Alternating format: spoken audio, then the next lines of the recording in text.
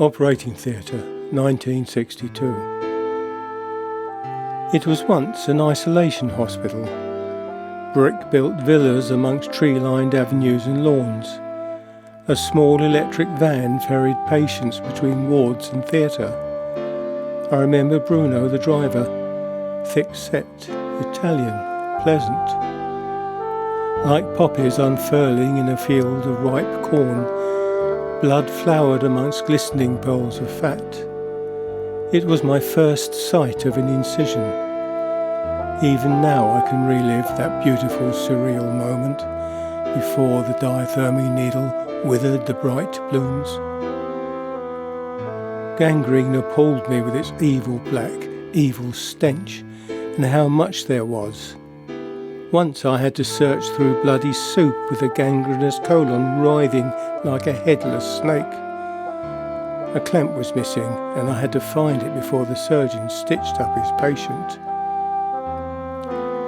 Stooped figures hovered and glided around the grounds, shadows amongst bushes, behind trees, the last survivors of the 1920s epidemic of sleepy sickness, encephalitis lethargica.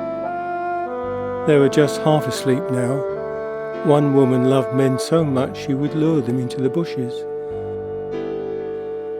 Tuesday afternoon was for teeth, with a jolly Amazon of a dentist who hammered and sawed and cut. I felt each blow. Orthopaedics was boring. I would stand for several hours watching the surgeon work through a small square opening in a wall of green sterile cloth hung between him and the patient. Infection in bone was almost impossible to treat. Mostly I just stood around, adjusted the great lamp, wheeled patients to and fro, washed floors, wiped trolleys.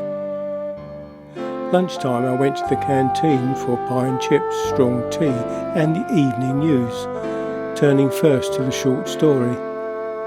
It felt good being on my own.